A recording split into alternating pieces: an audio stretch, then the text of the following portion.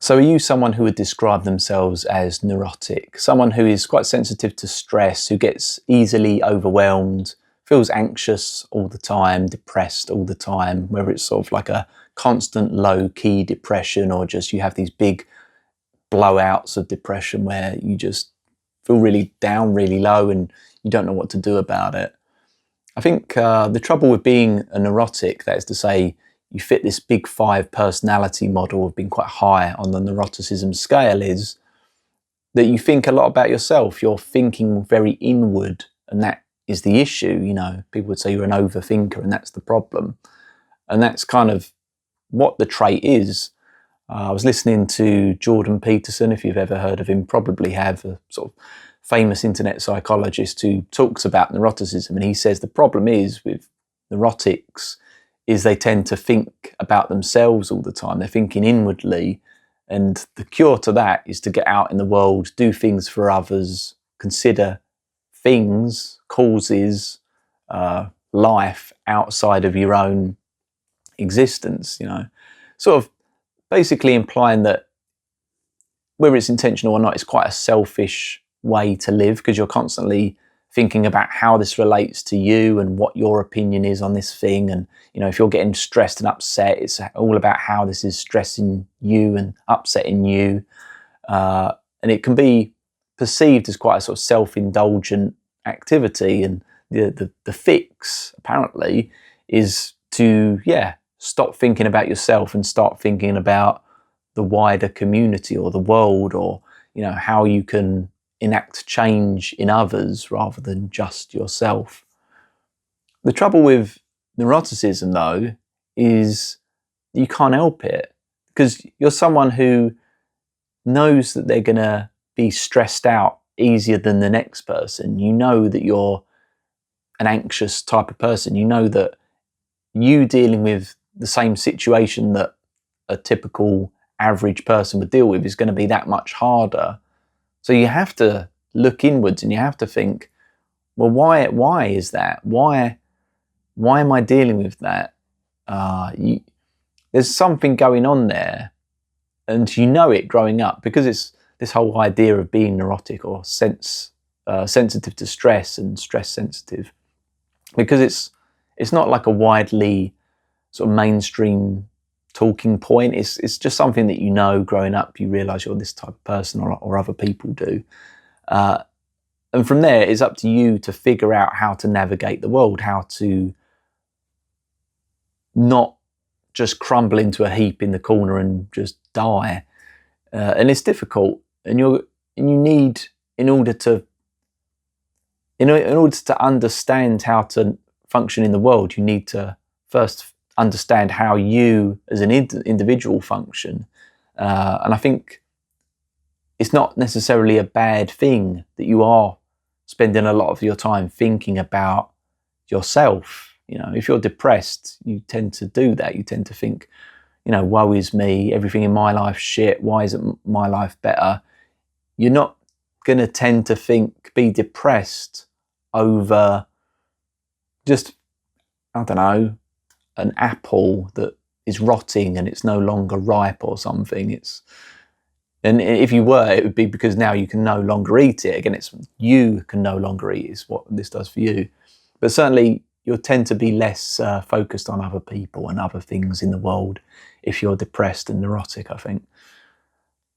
But yeah, I don't know a way around it, because you need to understand yourself. You need to understand, well, kind of what is making you feel that way, and you need to understand what you as an individual need to do and what measures you and as an individual need to put in place in order to survive. Because this is the trouble. If you're like this, like, no one really gives a shit. Like, most people don't give a shit about you, and even your friends and family don't give a shit that you're constantly suffering with anxiety or whatever, because they might care about you and they might not want you to feel this way if it's negatively impacting your life. But in my experience, everyone just they have like a cut-off point, like a tolerance limit, where they'll only handle other people's external problems so much until they just don't want it in their lives. So you could talk about how you're really feeling. You know, you could meet up with another person and they say, "Oh, hi, how are you?" And if you were honest, you could, rather than just saying, "Yeah, I'm fine, how are you?" you could say, "I'm not doing very well. And if you want me to talk about it, I can talk about it." And they might be polite and say, "Oh yeah, I want to know what's going on. Why are you not feeling great?" And then you could say, "Well, I woke up today kind of low energy, no motivation. I was worried about whatever it was, going to work, the fact I don't go to work, the fact that, I have to deal with some issue with my partner, the fact that I'm not good enough for my partner, the fact I don't have a partner, the fact, just basically anything you can think of, you're going to be concerned about it." And there's only so much other people in the world will take before they're like, "Look, yeah, we all have our problems. I understand it's not easy when you're dealing with this." But they're not gonna sit there and just listen to you complain about life forever. And the trouble is, you can't almost help but complain, because you're not just doing it for the sake of it. You're deeply feeling that there is a problem that's wrong. And if someone asks you to be honest about how you feel and what's going on, you're going to have to just say, "Well, I made my toast this morning, I dropped it on the floor, and now I'm feeling really depressed about it." Or, "I've got to, I've got an appointment with the doctor today, or a dentist, or I've got to go to a job interview and I'm absolutely shitting myself and throwing up," and whatever it is. But I don't think people, unless you're experiencing that, other people wouldn't really get it, and they wouldn't really give you enough time, or give you the time to get it, because it's just, there's only so much negative stuff that other people can listen to in a day. And if you're constantly talking about your anxieties and your worries, other people perhaps don't want to necessarily hear it. At least that's the impression I get. And so it's up to you to go away and figure out, why you are the way you are, why you feel the way you are. And it becomes this sort of introspective exercise of being like, okay, something's not right with me. I'm experiencing the world in a way that others aren't, a negative way for the most part, and I need to do something about this. I can't necessarily talk it out with others, and I can't just throw myself into a project outside of myself, because if I go outside, that's where the problems are. That's where all the stresses are.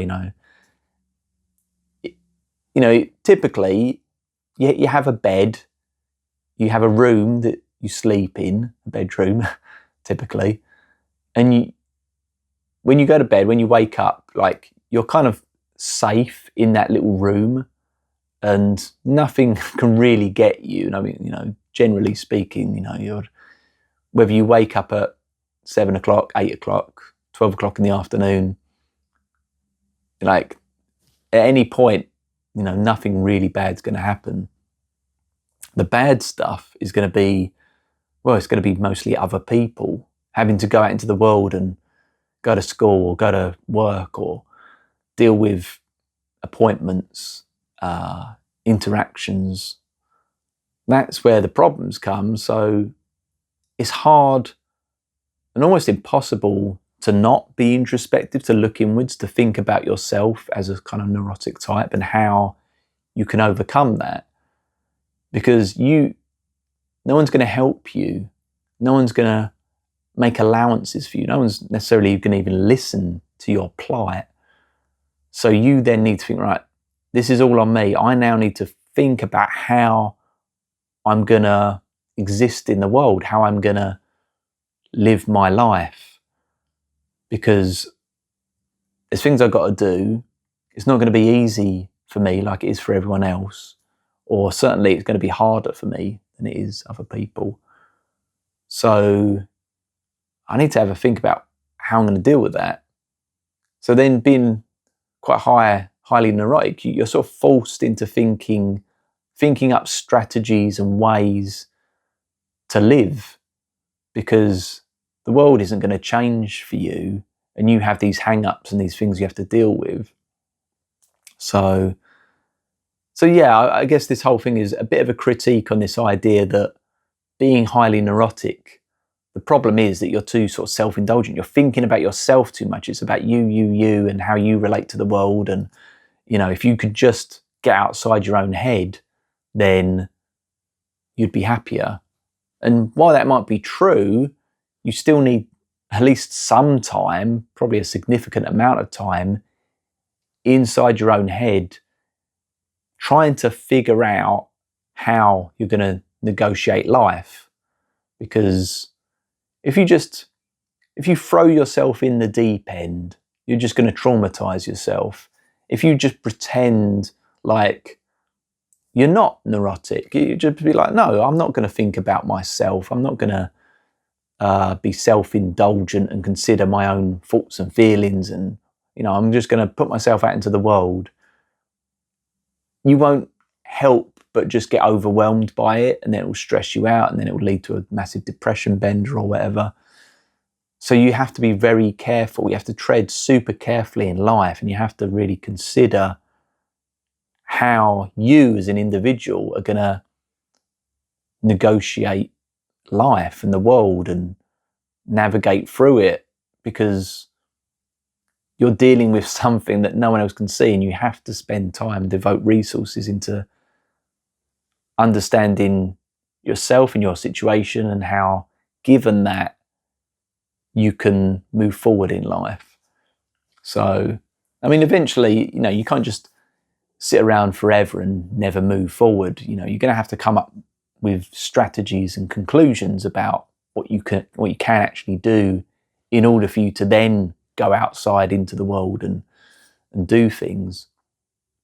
But certainly, I don't think the solution is just stop thinking about yourself and start getting out there. I think a much more self-reflective and a kind of self-reflective and considered approach to living it's just a prerequisite of being this way. And so therefore, be like that. You're going to have to take some time to just deeply consider yourself and your life. And the point there then is to not over escalate the problems and to ruminate and go around in sort of thinking spirals of just, I can't go out, I feel shit, I'm not great, and therefore I can't go out, I feel shit, I'm not great. Like you don't want that, but you do need to time out to consider how situations on the outside are going to affect you on the inside, and no one else is going to, because no one else is going to is going to understand that there's an issue there. Does that make sense? So it's basically this idea that you are who you are, don't beat yourself up about it, and, take time to figure out how, as an individual, what you need to do in order to survive, because your requirements are going to be different from other people's, and you need to know what you need in order to get by in the world. So just some thoughts off the top of my head. Hopefully that made sense, and I'll see you in a future video.